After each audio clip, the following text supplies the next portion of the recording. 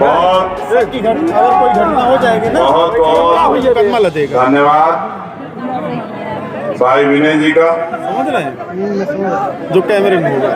आज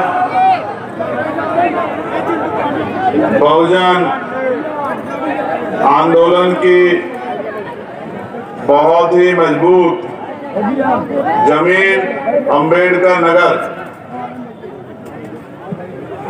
की कटहरी विधानसभा में जो उपचुनाव चल रहे हैं, उस उपचुनाव में मुझे अपनी पार्टी के प्रत्याशी भाई राजेश कुमार जी के समर्थन में हो रही इस रैली में आपके बीच आने का मौका मिला है। सर्वप्रथम मैं आप सबका बहुत बहुत धन्यवाद करता हूं। दाहिनी तरफ बड़ी संख्या में माताएं बहनें बैठी हैं और नौजवान साथी और जिम्मेदार लोग मेरे बाईं तरफ बैठे हैं। दुनिया में सबसे कीमती होता है वक्त। अगर आप अपना वक्त निकालते हैं तो आप कहाँ सागर बाबू सबसे कीमती चीज देते हैं। मैं इसलिए आपका धन्यवाद कर रहा हूं कि आपने यहां आकर यूपी के जो विश्वास कटहरी भाई विधानसभा राजेश कुमार जी पर हमारी पार्टी संगठन में दिखाया है, हम इसके ऋणी हैं और हम इस पर खरा उतरने का काम करेंगे। को संबोधित करते हुए नगीना फिर और पार्टी के संस्थापक चुनावी सभा में आप देख रहे हैं अपनी बात को शुरू करने से पहले मैं पार्टी के संस्थापक बहुजन समाज में जन्मे चंद्रशेखर सभी संतों, गुरु और महान पुरुषों को नमन करता हूँ। महामानव तथागत बुद्ध से कॉलेज में लेकर चुनाव राष्ट्रपिता ज्योतिबा फूले, बहुजन छत्रपति साहू जी महाराज, ईवी पेरियार रामानायकर स्वामी, पेरियार ललई यादव, बाबू जगदेव प्रसाद कुशवाहा, जननायक कपूरी ठाकुर, महामना रामसु वर्मा, संत राम जी प्रजापति, बाबू शिवदयाल चौरसिया, चौधरी महाराज सिंह भारती, डॉक्टर बाबा साहब अम्बेडकर, संत गाडगे जी महाराज, नारायणा गुरु, माँ फातिमा शेख, राष्ट्रपिता ज्योतिबा फूले, छत्रपति साहू जी महाराज, बाबा साहब अम्बेडकर और मान्यवर साहब श्री काशीराम जी को नमन करता हूं। सम्मानित साथियों, ये सत्य है, जाति के आधार पर, धर्म के आधार पर, आर्थिक आधार पर देश में पहले तो गैर बराबरी थी, अब तो खाई बनती जा रही है। इस सामाजिक गैर बराबरी को समाप्त करके भाईचारा बना के समता मूलक समाज हम लोगों को बनाना। आज जब मैं कटहरी में हूँ तो बड़े दिल से इस बात को आपसे कहता हूँ कि हम लंबे समय से अपने गुरु और संतों महापुरुषों के रुके हुए काम को आगे बढ़ाने के लिए दिन रात मेहनत कर रहे हैं। कभी प्रदेश के इस कोने में, कभी उस कोने में, कभी किसी और प्रदेश में, कभी और प्रदेश में, कभी दुर्ग जाति के खिलाफ और कभी लोगों को जागरूक करने के लिए, कभी कैडर के कार्यक्रम के जरिए, कभी आंदोलन के जरिए, जो भी रास्ते आपकी तरक्की के खुलते हैं उनको आगे बढ़ाने का काम हम लोग कर रहे हैं। आप ये भी जानते हैं कि आज जो अवसर प्राप्त हुए हैं वो लंबे समय पुराने नहीं। आज हम आजादी के 70 साल से थोड़े से ज्यादा समय में हैं, लेकिन देश ऐसा नहीं था।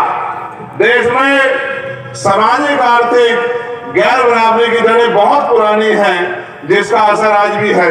हमारे महापुरुषों ने समय समय पे इसके खिलाफ आंदोलन चलाए हैं, जिनमें भगवान बुद्ध से लेकर और सदगुरु रविदास जी महाराज के आंदोलन बड़े ही बेशकीमती हैं, जिन्होंने बड़े बड़े परिवर्तन किए। फिर उसके बाद आधुनिक भारत में राष्ट्रपिता ज्योतिबा फूले जी का आंदोलन, छत्रपति साहू जी महाराज का आंदोलन और डॉक्टर बाबा साहब अम्बेडकर का आंदोलन हमारे लिए हमेशा प्रेरणा स्रोत रहेगा। आज जब मैं यहाँ बोल रहा हूँ तो मैं लोकसभा का चुनावा मेंबर हूँ और ये अवसर अगर हमें मिले हैं तो ये बाबा साहब अम्बेडकर के संविधान की वजह से मिले हैं।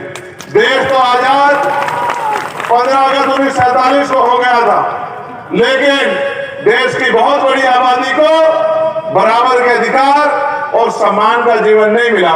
ये जीवन दिलाने के लिए हमारे महान पुरुषों ने संघर्ष किए और तत्कालीन जो सरकार थी, अंग्रेजों के नेतृत्व में जो चलती थी, उस सरकार से एक एक हक के लिए, यहाँ तक कि पीने के लिए, पानी के लिए भी संघर्ष करके हमें यहाँ तक लाने का काम किया।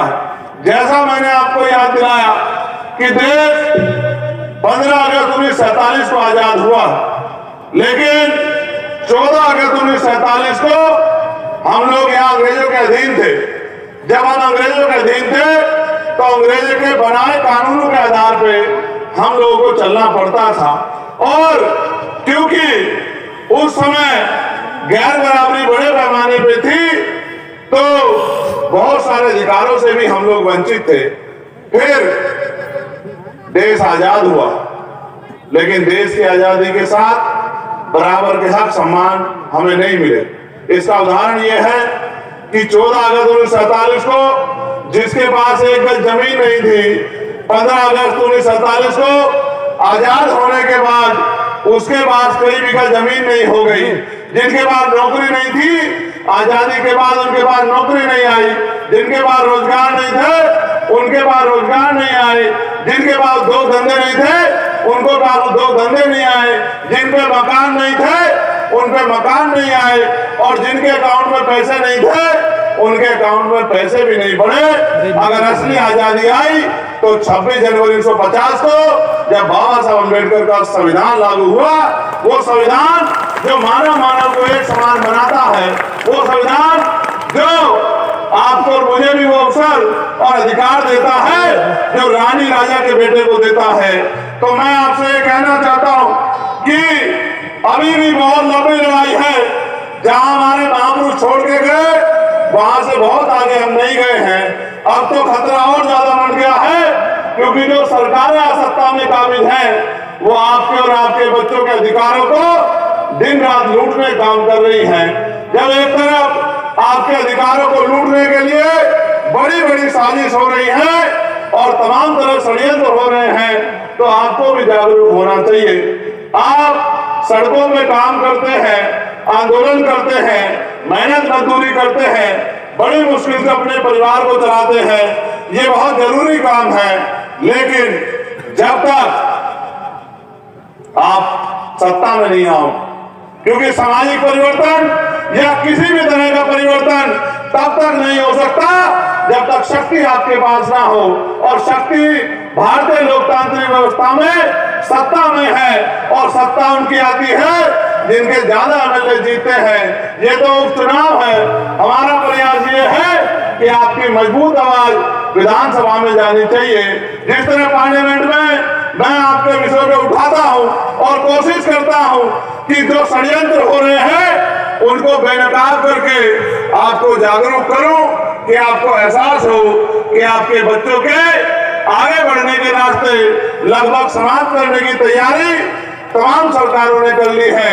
अगर अभी भी हम सोए रहे और चादर तान के घर में लेटे रहे तो वो दिन भी दूर नहीं कि जो बाबा साहब अम्बेडकर ने संविधान में अधिकार दिलाए थे वो भी धीरे धीरे संशोधित होकर खत्म हो जाएंगे।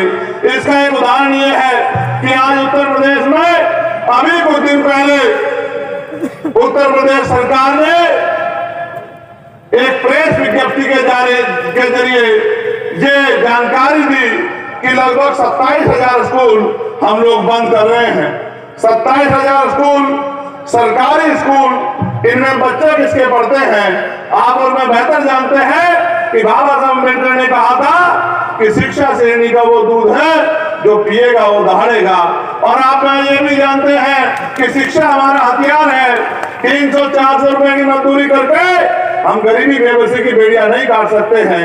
जब तक हम अच्छी शिक्षा लेके और अच्छा रोजगार करके सरकारी प्राइवेट नौकरी करके पैसा या पानी जेब में नहीं होंगे, तब तक हम अपने परिवार को सुख सुविधा और सम्मान नहीं दिला सकते हैं। इसलिए आप महसूस करो कि इन सरकारी स्कूलों में धन्ना सेठों के बच्चे नहीं पढ़ते, पूंजीपतियों के बच्चे नहीं पढ़ते, और तो और सरकारी कर्मचारी अधिकारियों के बच्चे भी नहीं पढ़ते, नेता अभिनेताओं के बच्चे भी नहीं पढ़ते। इन स्कूलों में अगर कोई पढ़ता है तो गरीबों के बच्चे पढ़ते हैं, किसानों के बच्चे पढ़ते हैं, मेहनत कौमों के बच्चे पढ़ते हैं, और जाति व्यवस्था के आधार पर दलित, पिछड़े और मुस्लिम समाज के, आदिवासी समाज के बच्चे पढ़ते हैं। जब आप महसूस करो सरकारी स्कूल बंद हो जाएंगे तो ये बच्चे पढ़ेंगे कहां, और जब ये पढ़ेंगे नहीं तो इनका भविष्य क्या होगा। इसलिए मुझे डर लगता है कि सरकार हमसे बात तो करती है कि हम आपको 5 किलो अनाज देंगे, सरकार ये भी कहती है चुनाव के समय गैस सिलेंडर सस्ता कर देंगे, सरकार ये भी कहती है कि बिजली का बिल माफ कर देंगे, लेकिन जो असल रास्ता बाबा साहब अम्बेडकर दिखा के गए कि भाई एजुकेशन, शिक्षा अच्छी होनी चाहिए, उस शिक्षा को बेहतर करने का कोई प्रयास सरकार के लोग नहीं करते। और तो जैसा मैंने आपको बताया, उस रास्ते को खत्म करने के लिए इंतजाम तो कर रहे हैं। एक तरफ बड़े बड़े स्कूल बन गए हैं जिनमें अमीरों के बच्चे पढ़ते हैं, और एक तरफ सरकारी स्कूल है जहां गरीबों के बच्चे पढ़ते हैं। और सच ये है कि सरकारी स्कूलों की बिल्डिंग का इतना बुरा हाल है, आपके आसपास होगा कोई सरकारी स्कूल, जाकर देखना, ना साफ सफाई होगी, ना फर्नीचर अच्छा होगा, ना बिल्डिंग अच्छी होगी, और ना ही समय पे टीचर उपलब्ध होंगे। जितनी बच्चों की संख्या उस आधार पे भी टीचर नहीं होंगे। मैं तो अपनी आंखों से देखता हूं, अभी एक सरकारी स्कूल में गया था, मेरे लोकसभा क्षेत्र में है। मैंने टीचर से पूछा कि इस बिल्डिंग का हाल देखो, ये कभी भी गिर सकती है। उन्होंने कहा, सांसद साहब हमने सबको लिख के दे दिया, हम ही क्या कर सकते हैं। अगर इसको गिरना होगा और जिस तरह की इसके हालात है गिरेगी ही, तो जिस दिन गिरेगी उस दिन गरीब के बच्चों को नुकसान होगा, अमीरों को कोई फर्क नहीं पड़ता, और सरकार अमीरों की है। तो इसलिए मुझे आपसे कहना पड़ रहा है कि आप ही कुछ सोचो, आप ही सरकार को जगाओ कि ये गरीबों के बच्चों की जीवन से खिलवाड़ ना करें। मैं आपको इसलिए कहना चाहता हूं कि आज उत्तर प्रदेश में बिजली सोने के तारों में आती है, और बिजली के दाम जहां 5-7 साल पहले 200-250 रुपए का बिल आता था, आज वहां 700-800 रुपए का बिल आता है। वहीं पर पानी के दाम भी लगातार बढ़ रहे हैं, और सरकार के पास इस महंगाई को रोकने का कोई इंतजाम नहीं है। साथ साथ जैसा मैंने आपको कहा कि सामाजिक गैर बराबरी है, उसका बड़ा उदाहरण यह है कि यही भारतीय जनता पार्टी के विधायक जिनका नाम योगेश वर्मा है, उनको एक वकील ने इतना शानदार तरीके से थप्पड़ मारा कि उनको एहसास कराया कि आज भी दलित पिछड़े वर्ग को उसका सम्मान ये भारतीय जनता पार्टी के लोग नहीं करते हैं। ये उनको विधायक बनने पर भी, सांसद बनने पर भी अपमानित करने काम करते हैं, और कहते हैं कानून व्यवस्था अच्छी है। इतनी अच्छी है सम्मानित साथियों कि विधायक जी को अपने ऊपर हुए इस अपमान के लिए FIR कराने में 12-15 दिन लग गए।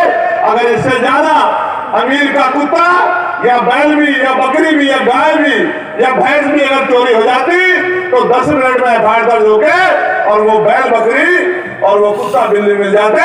लेकिन विधायक जी 10-12 दिन भी एड़ी चोटी का जोड़ लगा के इस भारतीय जनता पार्टी की सरकार में अपने सम्मान की रक्षा नहीं कर पाए।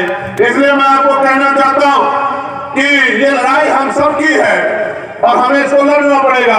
अभी ताजा उदाहरण देखिए, कोई भर्ती उत्तर प्रदेश की ऐसी नहीं है जिसका पेपर लीक ना हुआ, और पेपर लीक तो हुआ और फिर आरक्षण में भी घोटाला हुआ, चाहे यूपी पुलिस का मामला हो, चाहे 69,000 शिक्षक भर्ती का मामला हो।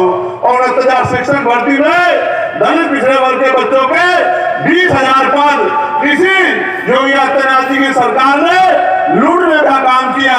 और मुझे आज भी याद है, आपकी ताकत से हमने इको गार्डन में आंदोलन करके उनको न्याय दिलाने का काम किया था, और सरकार ने 6,800 नियुक्तियां उनको देने का काम किया था। 5 दिन हम लोग खुले आसमान में लेटे रहे कि हमारे भाइयों को रोजगार मिल जाए। इसीलिए हम लोग राजनीति कर रहे हैं कि उनके घरों में रोशनी पैदा हो जाए। लेकिन जब उनको 6,800 नौकरियां मिली तो इन्हीं के लोग कोर्ट चले गए और कोर्ट ने फिर उस पर रोक लगा दी। अभी फिर हाई कोर्ट ने भी आदेश कर दिया तो इन्हीं के लोग सुप्रीम कोर्ट चले गए, फिर वो लोग नियुक्तियां झुकी तो रह गई। समस्या ये है कि यही मारते हैं और यही बचाते हैं और हमारे लोग इनको ही अपना मान के इनको वोट की ताकत देते हैं।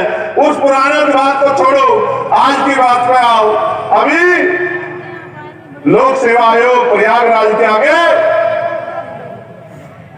बच्चे आंदोलन कर रहे हैं पिछले 3 दिन। बेटियां हैं, बेटे हैं, हमारी बहनें, मैं उनको सुन रहा हूं, उनकी मांग जायज है, उनकी मांग जायज है, मैं उनको सुन रहा हूं, जाना चाहता हूं, इसलिए नहीं जा रहा हूं कि 1 मिनट लगेगी उनके मेहनत के आंदोलन को राजनीतिक आंदोलन साबित करने के लिए भारतीय मीडिया को। एक दिन लगेगी सरकार के बचाव में ये भारतीय मीडिया जिसने अपना चरित्र बेच दिया है, ये 1 दिन में और 1 घंटे में उस आंदोलन को राजनीतिक आंदोलन साबित करके उन बच्चों की मेहनत को पीछे हटाने का काम करेगी। इसलिए मैंने कहा कि मैं आपके साथ हूं और सरकार को भी चेतावनी देता हूं कि अगर इनकी मांगों को नहीं सुना गया तो 25 तारीख से संसद चल रही है, एड़ी चोटी का जोड़ लगा के संसद में इनके आवाज को उठाने का काम करेंगे और इन बच्चों को न्याय दिलाने का काम करेंगे। लेकिन सम्मानित साथियों, देखिए, सरकार कहती है 1 नेशन 1 इलेक्शन, 1 नेशन 1 इलेक्शन, और सरकार कहती है हमने इसकी तैयारी कर रखी है। 6 महीने में अगर कोई पद रिक्त हो जाएगा, जैसे ये रिक्त हुआ था पद, यहाँ के विधायक MP बन गए थे, तो चुनाव होगा 6 महीने के अंदर। लेकिन अगर सरकारी नियुक्ति में उपस्थित आदमी रिटायर हो जाए या किसी और कारण से वो रिक्त हो जाए तो रिक्तियां नहीं भरी जाएगी, बैकलॉग नहीं भरा जाएगा। इसलिए सरकार कहती है 1 नेशन 1 इलेक्शन, और बच्चे कह रहे हैं, जो यूपी PCS के जो हमारे बच्चे हैं जिन्होंने कई साल मेहनत की है, वो कह रहे हैं कि 1 डे 1 शिफ्ट में एग्जाम करा दीजिए, क्योंकि अगर पेपर बटेंगे तो नंबर कटेंगे, पेपर बटेंगे तो नंबर कटेंगे। इसलिए हम ये नहीं चाहते कि 2-2 शिफ्ट में हो और नॉर्मलाइजेशन खत्म कर दीजिए, वो मना कर रहे हैं। और सरकार के लोग जैसे किसानों को समझा रहे थे ऐसे उनको समझाने का काम कर रहे हैं। अधिकारी कर्मचारी के आपके फायदे का है, जिसके फायदे का है उसको नहीं पता क्या? अगर मेरे फायदे कोई चीज है तो मुझे नहीं पता होगा क्या? तो वो बच्चे मना कर रहे हैं कि साहब आप 1 नेशन 1 इलेक्शन की बात करते हो, आप इतने साधन संसाधन है तो 1 डे 1 शिफ्ट में हमारा पेपर कराने का काम कीजिए, क्योंकि हम ये चाहते हैं कि पेपर फेल हो और हमारे भविष्य के साथ खिलवाड़ ना हो। उनकी मांग जायज है। 2 दिन रात में जब वो बच्चियां वहां बैठती है तो मन घबराता, क्योंकि उत्तर प्रदेश के हालात, कानून व्यवस्था बहुत अच्छी नहीं है, किसी बच्ची के साथ कोई अन्याय ना हो जाए, भय पैदा होता है। भाई होने के नाते दिल में ये टीस उठती है कि आज उनके बीच में होना चाहिए था, उन सड़कों पे होना चाहिए था जिन सड़कों पे हमारी बहनें और भाई बैठे हुए हैं। लेकिन सिर्फ इसी वजह से कि उनके ऊपर कोई आंच ना आए, उनके आंदोलन पे कोई सवाल ना खड़ा हो, इसलिए मन मार के रह जाता हूं।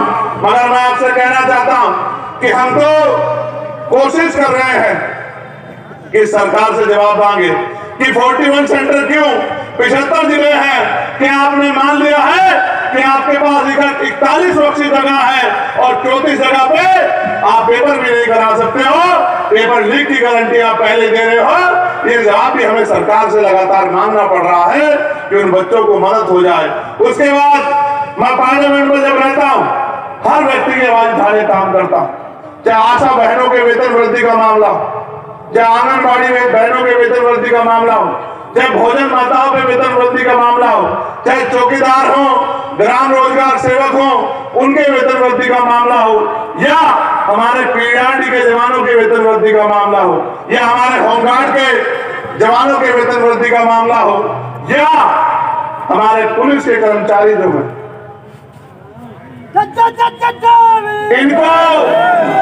इनको जो इंसान नहीं मानती सरकार, 24 घंटे, 36 घंटे, 40 घंटे जो इनसे ड्यूटी करवाती है, इस तरह की ड्यूटी तो जानवर से भी नहीं ली जाती। जानवर के बारे में भी सोचा जाता है, लेकिन इन पुलिस के भाइयों के बारे में नहीं सोचा जाता। इसलिए मैंने पार्लियामेंट में, और मैं आज नहीं कहना चाहता, संसदीय मर्यादा है, कुछ बात गुप्त रखनी पड़ती है, लेकिन मैं पुलिस के भाइयों को भी वादा दिलाना चाहता हूं कि हम लोग आपके लिए भी काम कर रहे हैं, और अगले 2 साल के अंदर आप मेरी बात को याद रखना कि मॉडर्नाइजेशन होगा, पुलिस में सुधार होगा, और आपके 8 घंटे की ड्यूटी हो और सप्ताह में 1 दिन छुट्टी मिले, बॉर्डर स्कीम खत्म हो, और वेतन विसंगतियां जो है, जो आपकी वेतन विसंगतियां दूर हो, इसके लिए भी मैं आपको आश्वस्त करने का काम करता हूं कि हम इसकी तैयारी भी कर रहे हैं, इसके लिए भी संघर्ष कर रहे हैं। उसके साथ साथ हम ये चाहते हैं, जैसा मैंने कहा कि परिवर्तन शक्ति से होगा, और शक्ति बाबा साहब अम्बेडकर ने आपकी उंगली में दी है। एक उंगली का बटन दबा के आप अपनी गुलामी की वीडियो को काट सकते हो। जिन दफ्तरों में आज लाइन लगा के जाते हो अपने काम कराने के लिए, कल इस तरह से पॉलिसी बना के वो सरकारी दफ्तर आपके घर पे आके आपके काम होने का काम हो सकता है।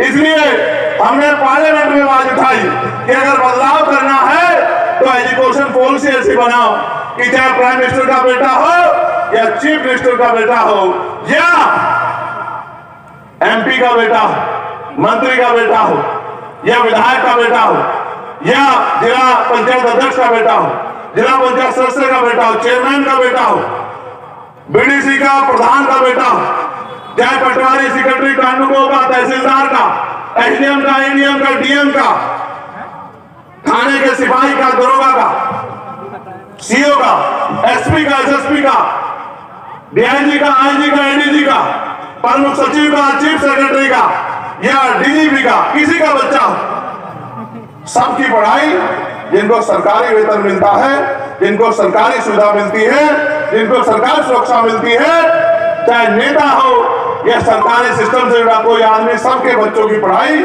सरकारी स्कूल में होनी चाहिए। और आप ये देखना, जिस दिन ये हुआ तो आप याद रखना कि जब एक कुर्सी पे डीएम का बेटा बैठ के पढ़ेगा, और बराबर वाली पे एसपी का, और उससे अगली कुर्सी पे मंत्री जी का, और उसी में से एक कुर्सी पे मजदूर किसान का बेटा बैठ के पढ़ेगा, तो आप देखना कि बिल्डिंग भी अच्छी होगी, पढ़ाई भी अच्छी होगी, और टीचर भी अवेलेबल होगा, फर्नीचर भी अच्छा होगा, और गरीबों को गुणवत्तापूर्ण शिक्षा भी मिलेगी, और इस शिक्षा का प्रयोग करके गरीब अपनी जिंदगी बदल पाएगा। उसके साथ साथ हेल्थ सिस्टम अच्छा होना चाहिए, क्योंकि मैंने तो अपने पिता को खोया। आप जानते हैं मैंने 16 महीने जेल काटी, मैंने 2 बार तिहाड़ काटी, लेकिन मैंने सबसे बड़ी लड़ाई इस देश के हेल्थ सिस्टम से लड़ी कि जब एक बेटा होकर मैं अपने पिता को उनके प्राणों की रक्षा नहीं कर पाया, क्योंकि इतना महंगा है आज प्राइवेट सेक्टर। प्राइवेट हॉस्पिटल में जाओगे, एक दिन का 50-50 हजार रुपए प्राइवेट हॉस्पिटल के लोग लेते हैं। अगर आईसीयू लग जाए, आईसीयू में एडमिट हो जाए, तो 20-20 हजार रुपए की तो ऑक्सीजन का बिल आ जाता है। और इतने इंजेक्शन, इतनी दवाइयां, आपको पता भी नहीं दवाई पेशेंट के लग रही है या वापिस स्टोर में जा रही है, आपको घुसने भी नहीं देते, और 1-1 लाख रुपए का बिल बना के देते हैं। मैंने अपनी आंखों से देखा, इसलिए मैंने कहा कि हेल्थ सिस्टम में सुधार की जरूरत है। अगर गरीबों की जेब पे बोझ कम करना है, वो तब होगा जैसे मैंने बताया एजुकेशन के स्टैंडर्ड पे कि सारे सरकारी कर्मचारी, अधिकारी और सारे राजनीतिक लोग, सबका बीमार होने पे इलाज सरकारी हॉस्पिटल में होना चाहिए।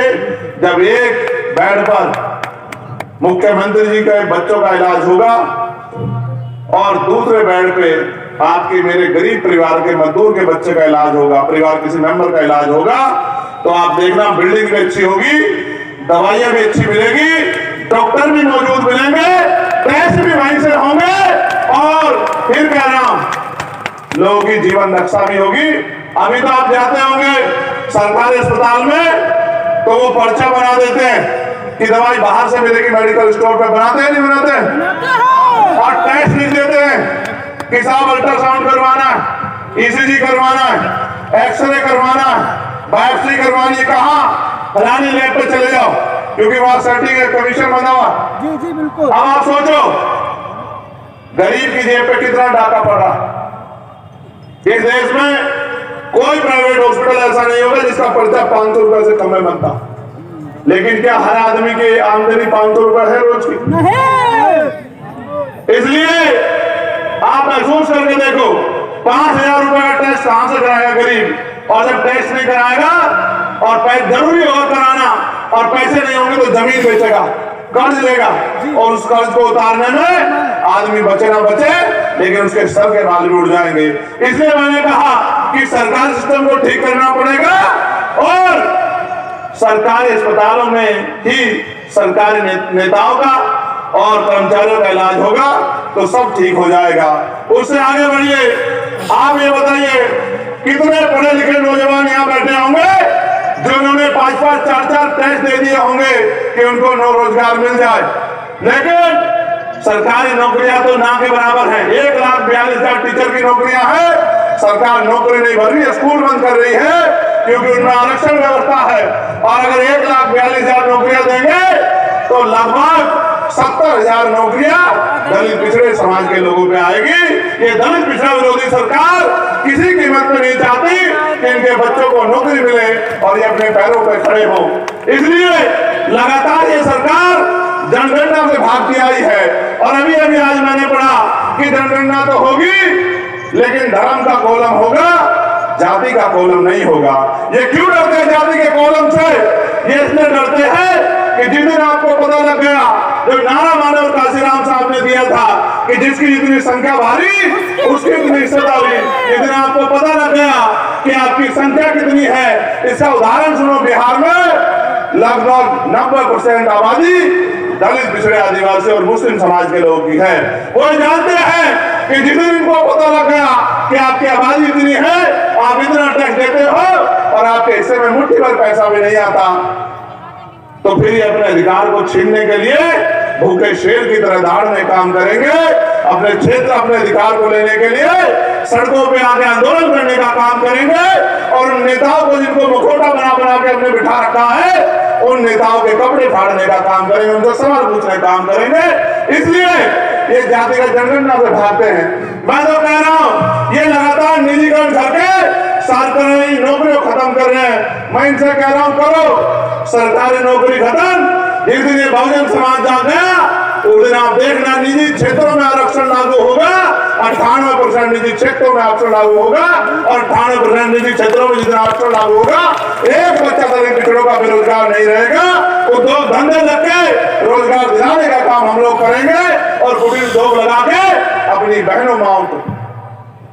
मैं तो गरीब परिवार से आता हूं, जानता हूं हमारे यहाँ आज भी 80% परिवार पशु पालते हैं और पशु इसलिए नहीं पालते कि वो दूध उन्हें अपने बच्चों को पिलाना, इसलिए पालते हैं कि उस दूध को बेच के वो अपना घर चलाने का काम करते हैं। यहाँ भी बहुत सारी मेरी माए बहनें बैठी होंगी जो इस तरह से इस काम को करती होंगी। मैं तो एक गरीब परिवार में जन्मा। मेरी माँ खेत से घास लाके दूध बेच के हमें पालती थी, पढ़ाती थी, हमारी जिम्मेदारियों को पूरा करती थी। मैंने देखा किस तरह कमजोर वर्ग की महिलाएं भट्टों पे काम करने जाती हैं, कोल्हू पे काम करने जाती हैं, छोटी छोटी कंपनियों पे काम करने जाती, शहर कस्बों में जाके बर्तन साफ करके, मैला उठा के अपने बच्चों को रोटी खिलाने काम करती है। लेकिन इस गूंगी बहरी सरकार को ये नहीं दिखता, ये आंसू हमारे नहीं दिखते इस गूंगी बहरी सरकार को।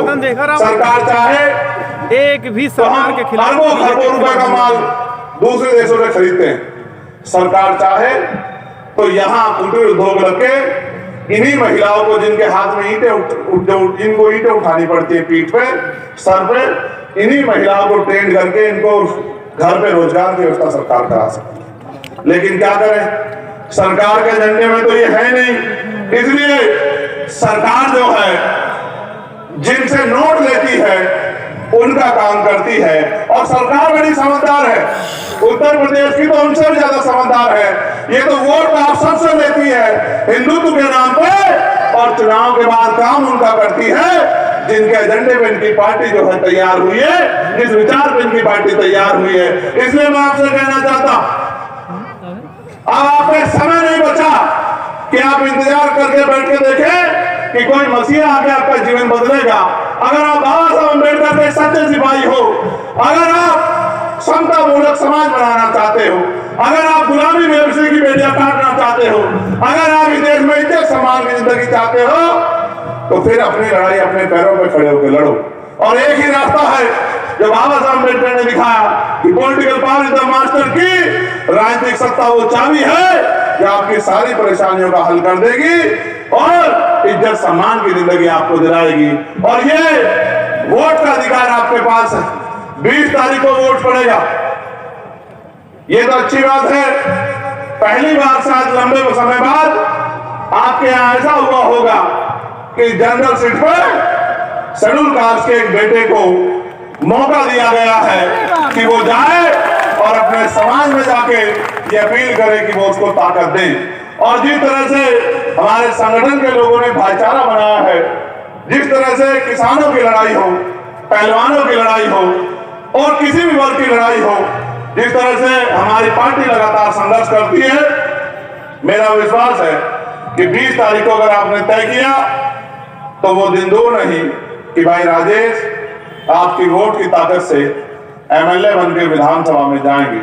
और जिस दिन एमएलए बन के विधानसभा में जाएंगे उस दिन आपके हकों की लड़ाई प्रदेश के मुख्यमंत्री और प्रदेश की सरकार से आंख में आंख डाल के लड़ेंगे। जिस तरह चंद्रशेखर आजाद दिल्ली में खड़ा होकर लड़ता है, उस तरह ये लखनऊ में खड़े होकर लड़ेंगे और आपकी ताकत बनने का काम करेंगे, आपके छिने हुए अधिकार आपको दिलाने का काम करेंगे। इसलिए मैं आपसे अपील करता हूं कि 20 तारीख को जब आप वोट डालने जाएं तो एक एक वोट केतली का बटन दबाकर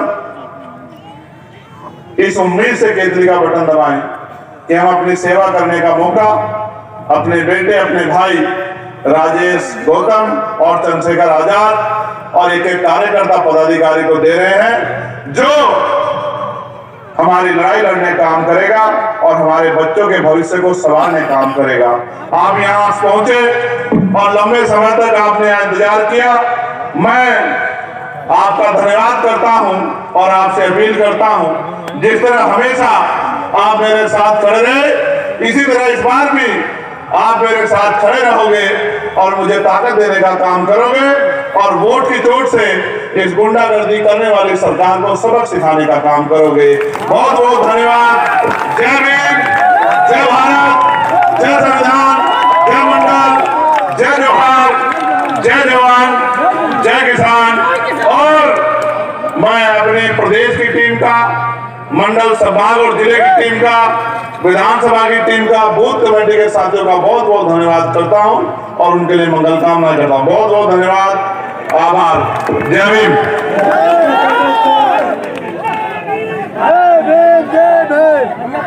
जय भीम।